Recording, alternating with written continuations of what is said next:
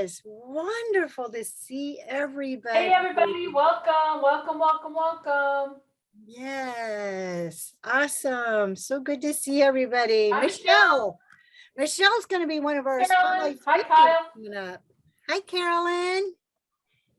Hi. Boston Gold. Kyle. Hi, Kyle. All right. Got a lot of people jumping in here. Wonderful morning. All right, let's kick this. Like the crowd rushing into the doors, right? Yeah, good point. We didn't see any of that for Black Friday. I was just talking to somebody about Black Friday and how there really was none this year. So that was kind of like people didn't rush in the doors and, like it was like, say, maybe 10 years ago, where it was like, it was scary. Yeah. Hanging on windows and I mean, crazy. And everybody's like, yeah, I'll just order from my phone. Exactly. Yeah, a lot of people do that. Hi, Sharon. Card and order from my phone. Hi, Sharon. Hi, Rachel. Hi, Sharon. Hi, Christopher. Great to have you. Hi, everybody. Hi. Well, how you doing? What's up, Chad? Hey, everybody. How y'all doing? What's up, Kim? Great. Christopher, hi. Got to see it this week. There you Last week was great, man. That drone soccer, that got everybody lit up. Oh, I know. Possibilities, right? Hi, Mary Louise. Marie Louise. I always want to call her Mary Louise. Nice background. Yeah. Look at, we still have several people jumping in here. Give us a minute because I know so many people know who our spotlight speaker is today. So they're just excited jumping in, right? All right. And Sharon, I didn't get a chance to touch base with you. Is there anything you'd like to do a quick little shout out about or anything like that? I know Fireside Chat's going really well. You know, Desi, we don't have anything going on. It's all quiet at home. So boring. So boring. Hi, Kate. Hey. How are you? Good to see you. Good. Desi, I got your book. Thank you for sending it to me. Thank you. How fun. Yay. Yeah, how do we order that, Desi? Where do we order? Oh, Amazon? Online.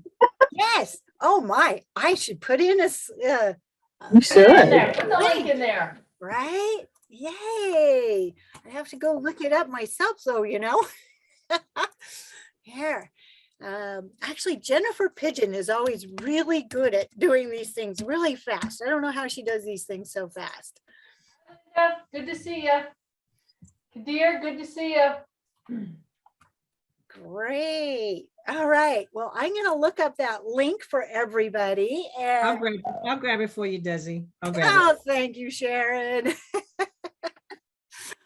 Oh, wow. Look, we still have people jumping in here. So we want to make sure that we give people time really quick.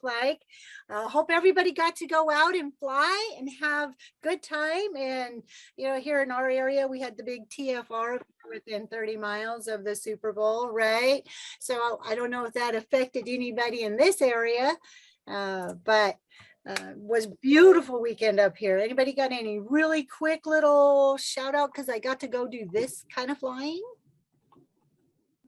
Up in upstate New York and out overlooking the Adirondacks, and was like on this table. I lifted my drone up to capture the sunset, literally lifted up like 10 feet, and all of a sudden this hawk just starts swooping around. I went and landed in this tree like, yeah, come on, lady, bring it.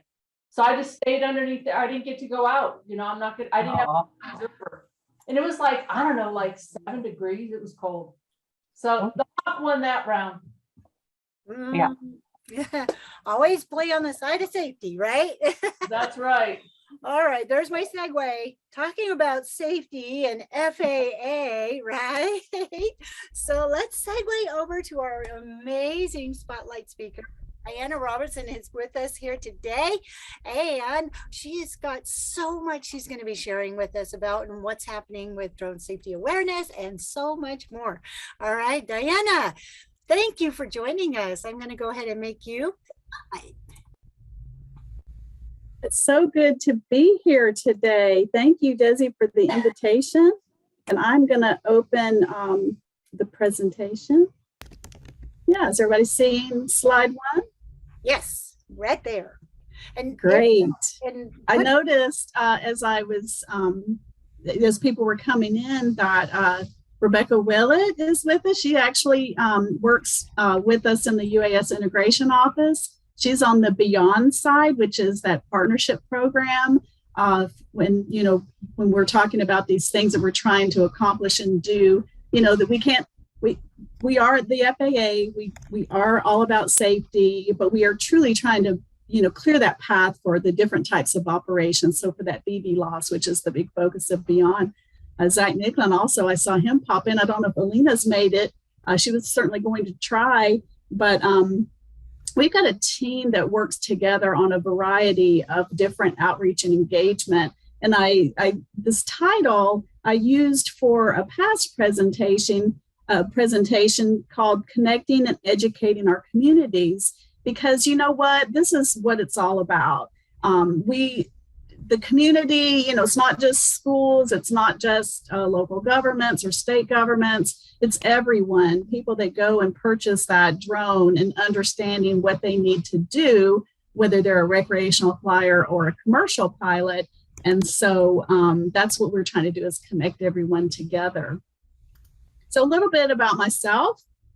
I've been with the FAA now a couple of years. Prior to that, I had a full career at Oak Ridge National Laboratory, which is in East Tennessee, and I was a trainer there in health and safety. So I've always kind of had safety attached to the work that I've done.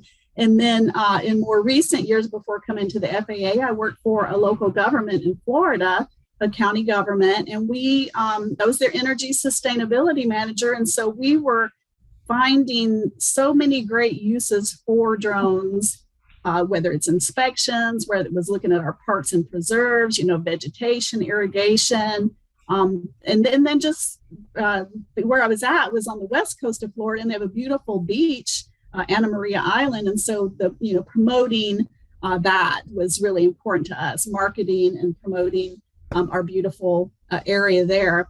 So my husband transferred, actually, he went to Andrews Air Force Base.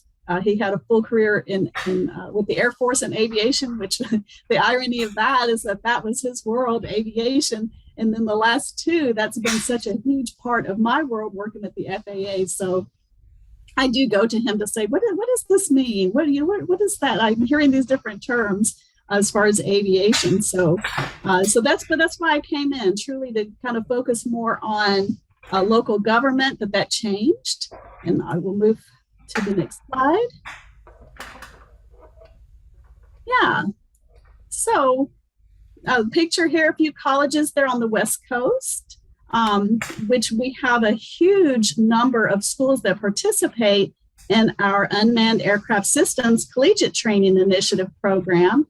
When I came to the FAA, I mentioned that my focus was local government engagement, and then I had an opportunity to start up this new CTI. You may be familiar with Air Traffic Collegiate Training Initiative. It's been around for many, many years, but this was all coming from the 2018 Reauthorization Act within the FAA to stand up a new CTI program with no funding. And we also had a list of training objectives and goals within that language that we were that the school should offer. And I knew that would not be difficult, because most of the things within those training objectives and goals were what you would teach. So we started the process. We launched April 30th of 2020. And we presented to different educational associations, and there were like over 300 in attendance. And the reasoning for this new CTI is because we were seeing this huge growth in the drone industry, and we wanted to make sure that it was these drones were being safely integrated into our national airspace. And we also wanted to keep up with the workforce development and making sure that we have trained, very educated pilots coming out from these programs. So some of the training objectives, for instance, like UAS platforms, whether they're a multi-rotor or fixed wing drone, the different types of controllers and components, knowing policy because they're ever changing, even within the FAA. So these were really important that they be covered within these programs. And so, simply enough, it was just if you have a program that has UAS courses associated with your degree program or certification, then apply or just request to participate. And then we have where the person then would complete a questionnaire with lots of different questions on it, of course. And then we reviewed, and if they met those requirements within that legislation, the legislative language, they're a 2-year or 4-year technical college, and they had to be accredited by a Secretary of Education agency. And so, man, we just started getting request after request, and we are now up to 87 schools. That just happened the other day, and it kind of took a lull there for a little while, which was good because I needed to breathe and then move on to the next thing. And so it has picked back up recently, and I think a lot of that's due in part to the holidays. I did kind of do a new push to anytime I hear of a school that has a program, I'll try to reach out, or we try to reach out to that school. Now, the FAA has other programs. You've probably heard of the Alliance for System Safety of UAS through Research Excellence. That's a big word. It's called ASSURE, and that's actually more research grant and funded programs. And so we have a few schools that belong to both, which makes us really happy. And so that's just a little bit about the CTI program. We, during our kickoff meeting, I'm sure you all will agree, there's nothing better than meeting those action items. So during our kickoff meeting, we had a few things that were brought up. We knew we needed a place to go and share information. And Zach Nicklin is on the call today. He's with the National Center for Autonomous Technologies, also the POC for Northland Community Technical College. And they have set up a repository where we can share best practices, where we can go to find information. There's some grant information there. There is also, they've hosted a number of webinars which were recorded. Interestingly enough, it's hard. You have to go through a process to get approved to record meetings. And so this made that much easier. And it's just been a super great relationship. Couldn't be more pleased with that. Another concern that came out of that first meeting was job data. There just wasn't a lot of job data. And so our DESI here actually served on like 3 different working committees. We had a collaborative, it was a great collaborative effort with Department of Transportation, Department of Education, Department of Labor, of course, the FAA, academia, industry, to go in. We thought, oh, yay, we'll create new job classifications so that this data can be generated, but found out that that's really a long, and when I say long, many year process to have new jobs put out there for our Bureau of Labor Statistics. And so we looked at modifying 5 different job classifications, and commercial pilots was one of them. Desi and I worked on camera operators, television, video, and film. And then again, she was on a couple others, as was Zach. And the group was chaired, the work group was actually chaired by Dr. Wing Chung, if you're familiar, those of you that are on the West Coast with Palomar College. And so we were really happy that we were able to accomplish that. We also early on knew that we wanted to assure that this new workforce was it was diverse. And so we reached out to a number of groups internally, the FAA, and some other groups like the HBCUs. We presented to them, to their colleges. We presented to through our and there's a long name for our group. the National Hispanic Coalition of Federal Aviation Employees. Again, that's internal. And then we went forward with the tribal colleges and met with many, not only tribal colleges, but others that are Native American that have a huge presence on their campuses.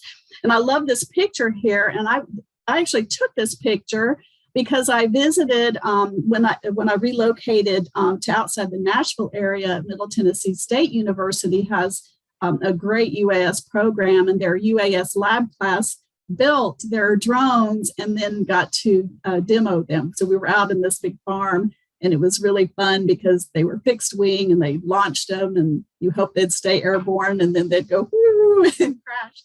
It was fun. They go back and fix them up. But you'll notice the young lady here, Sarah, she has been flying drones since she was like a sophomore in high school. And so that is also an important effort for us, looking at, diversity, equity, inclusion, to make sure that everyone is included. And she is an awesome pilot and just a great young woman. Within the FAA, we have a STEM aviation and space education program.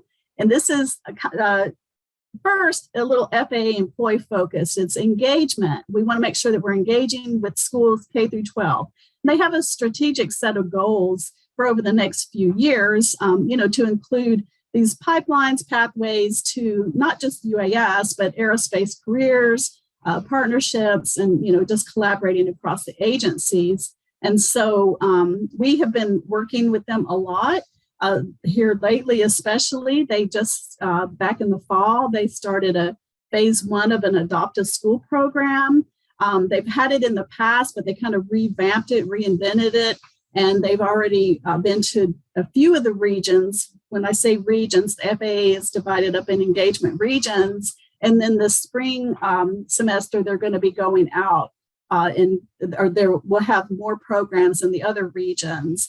And so there's a UAS curriculum within this Adopt a School program.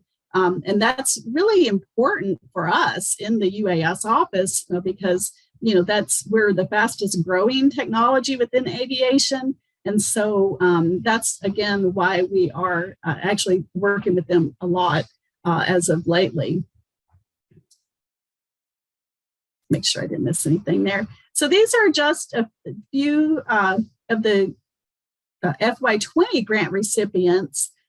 We had a FAA grant go out that really focused on, it was, again, workforce development. They established these 2 grant programs, and one was for aircraft pilots, and then the other was for aviation maintenance and technical workers. And again, the focus is for especially that middle school, high school, or any school working in that age group. So a lot of our colleges have built out, or they applied for the grant. And you can see here, this is just a real brief description, but we were just thrilled because this is all aviation. The grants were for all aviation, but we had quite a few, and these are 4 CTI schools, the first 4 announced. I was like, woo. That are they're going to have programs, whether it's a train the trainer, teach the teacher, or some other form of working with STEM in the high school. So that's pretty cool. Another, when I came to the FAA, focusing on local government, and you can only imagine the CTI, the UAS CTI really was quite time consuming those first few months. And so I knew I needed to go back to that and really look at, local government. And when I say that, we have a lot of local government engagement. When I mentioned Beyond, that was a focus on government, state, local, tribal government. We also have, a huge public safety. We've been meeting with lots of different groups, whether they're fire departments or law enforcement. Mike O'Shea is kind of our liaison for all things public safety. And so we have already a lot of great programs that were in place. But my vision was, coming from local government, we were one of the few that were not law enforcement, that were not a fire department, and yet we wanted to use drones for our daily operations. And so I knew that that was going to be a growing network, looking at your state, but especially at that city and local and county government. And so it was kind of a grassroots effort, a group. It doesn't have the legislation behind it like the CTI program, but I knew that, if we could put a group together and start just having conversations, again, sharing those best practices. And we did that. I've had some great meetings. Probably last one was the best because we did have Desi there speaking to the group. And she was quite the hit. We all love Desi. So she talked about, her focus on education, but also, how she goes about using her drones when she's out and flying. And so it was very cool to hear that, because that's what it's all about. We wanted to, talk to the audience about things that are happening, whether they're environmental, whether they're law enforcement. And we've tried to tackle a lot of different topics similar to what the Coffee Connection does. And so that's been successful. And NCAT is also hosting the repository for that. I haven't been dropping anything into the chat, but I'll definitely go back and add those once I finish talking. So next, this is a teaser. I don't know if you've ever participated in Drone Safety Awareness Week, but we're changing things up a little, and we're still getting those final approvals. But the concept is going to be a drone day, similar to like that Earth Day thought. A one day you could host your event, whether it's a virtual or, an in-person event. And we'll have where you can sign up again on the, that'll all be sent out later where you would sign up and do. But the other piece of that is taking the FAA to the people. So we're actually going to be going to each of our 9 regions. And this is really big because we're hoping to get all of you, wherever you live, if you can get to wherever that location is once they're announced, to come. If you want to set up a booth, if you want to be a speaker, you're going to have opportunities. Let me put it that way. And of course, with the Western Pacific, I know a few of you are on the West Coast. Again, we have a number of CTI schools. That's kind of been our first target that a university or college would host. And then we'll bring in, the local Flight Standard District Office personnel. We have, whether there's industry in your area, law enforcement, they're always great to do those, demos. So we have a lot of big ideas for that. And stay tuned. I won't say a whole lot more. And with that, I'm going to end. I will post some of these links into the chat if they haven't already been. But do you have any questions? Then I'm going to stop the share. Okay. That was fantastic. Yes. It was really fast. Okay. So I of course had to laugh when the droning on came up. My husband thinks I do that all the time. So I'm excited for that one. Look at how many opportunities there are in so many different ways you're involved with things. It's amazing. So we do have some questions popping up in here, and Zach has done a wonderful job. Thank you, Zach, for putting in a lot of great information as well. I'm going to remove the spotlight on here. And so I saw one right off, and I think it was from Sharon. And hi, Sharon. I forgot to say hi. But this is all about women in drones. Sharon, she's like famous. We love her. So awesome. So Drone Safety Week will not be a week any longer. It'll be a drone day. And I would love to be able to tell you what that day will be. We're hoping for maybe April timeframe. But the regional engagements will start occurring probably May, June, July, into next fall. So, and then once we have those dates firmed up, we'll let everyone know, and especially with Drone Day, that's really our focus right now in finalizing all of that. And I'm not sure, if enough details are out there yet, but is it going to be similar to what you've done in the past where there's focused topics, or is that being presented to you and then you decide what's happening? Drone Day will probably be that opportunity to do. I know we have been focusing in line with the Secretary of Transportation. It was the 3 E's: economics. Watch me get all my E's wrong, but we had like, this was not one of the focuses, was education, economics, environment, equity, environment. We had threw emergencies in there because of the law enforcement and reaction to anything that happens like that. So for Drone Day, it's probably going to be not any one particular theme. Now, the regional engagements, the 3 days will be education first day, second day is on that public safety. And then the third day which would be a Saturday, is almost like a drone fair. It's going to be that going out and, having that fair theme and just, again, if industries in the area, we'd love to have an agricultural focus, because I think that's one of those areas that is huge in growth, but we're not seeing a lot of presentations and such on that yet. So we'd like to, and schools are doing a lot of research in that area as well.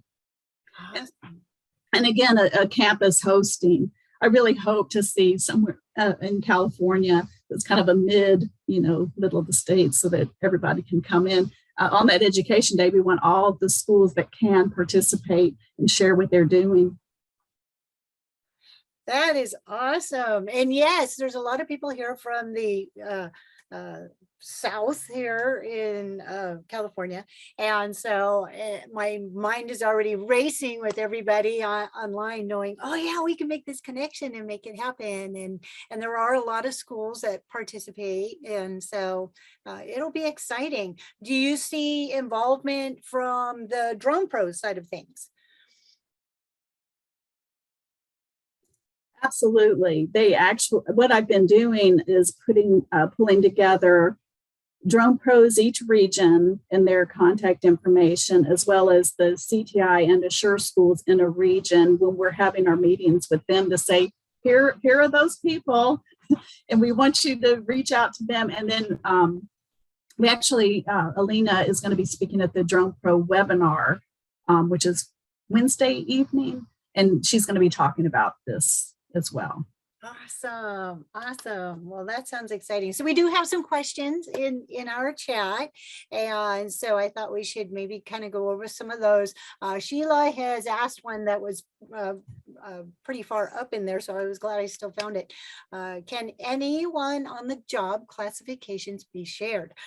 She was very interested in the duties and the minimum qualifications and the tons of works. Yes, and I see right below that, Zach put in those 5 job classifications that were modified. And yeah, they could be shared because they're already out there. They're already generating data.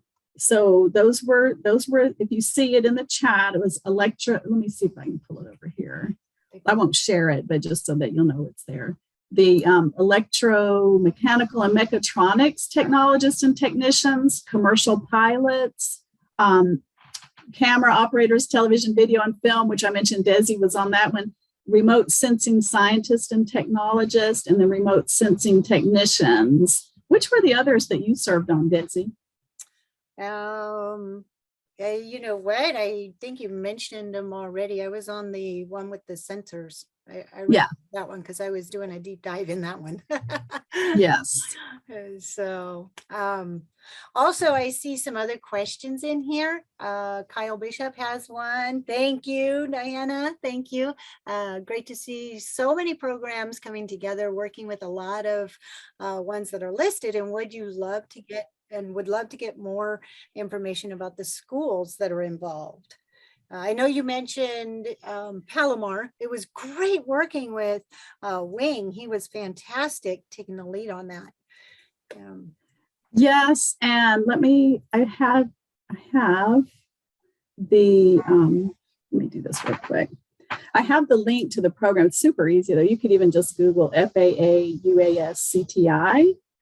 And there is, and then the MCAT site, and Zach did post that in here. if you'll scroll down, it's actually one of the latest posts, which will show you the schools that are participating. And also in there is a map. I love map. When I worked for the county, I had GIS analysts on staff, and that's really what got us into this world of drones. But the map, the story map includes drone pros are embedded in there, a drone pro map.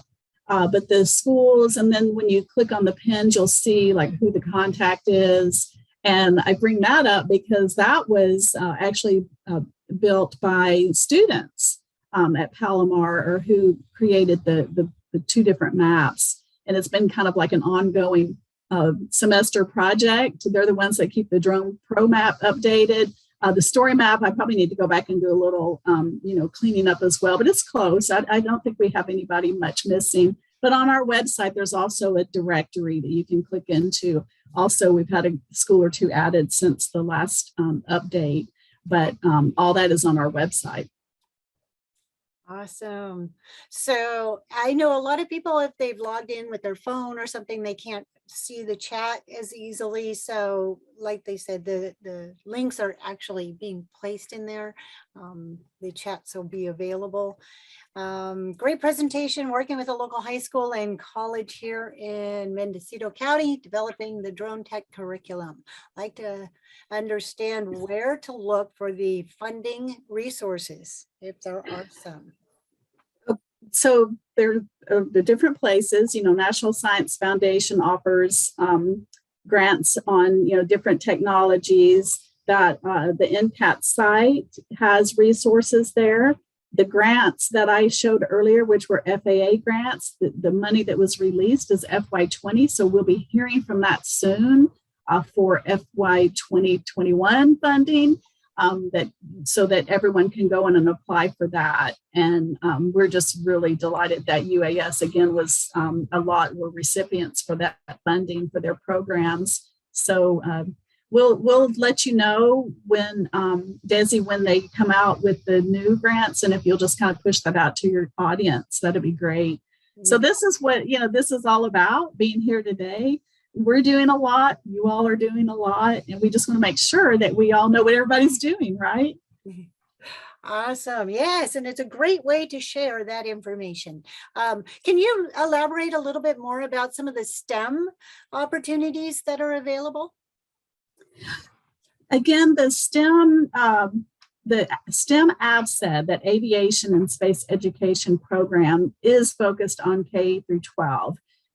Each region has a representative, and if you needed that guest speaker or just someone to come in, you can always reach out to us, but you can also reach out to your local Flight Standard District Office program manager for we call it the FAA safety team, and they can probably get people to you, but also that representative. That's what they're all about, is they're building out their list of who can answer your questions. Resources, we have some, we hope to have more. But again, the CTI program is all about sharing that information with each other. And what I've learned through this, through the Collegiate Training Initiative, is that everyone is willing to share with the other, because the end goal is the same for all of us, to have those drones in airspace safely, always safely. And the best way to do that is through education. Awesome. Well, we certainly thank you very, very much. And yes, I agree. If somebody wanted to reach out to you and ask any other questions or anything, do you have a way that they could reach out to you? Yes, and I'm typing in, it's super simple. Okay. It's diana.robinson@faa.gov. Awesome. Well, Diana, we just thank you so much. And we're going to go to the breakout sessions right now. And so we're going to kind of keep the topic going. I'll try really hard to put you and Zach into a different room so that if anybody had questions, but I'd like to maybe continue on with any suggestions that somebody may have or what they would like to see in the drone safety awareness or droning on, right? So maybe kind of keep that kind of a topic going. All right, so that'll be our topic for the rooms. Diana, thank you again. Thank you, thank you. All right, here we go. Thank you. That kind of wraps it up.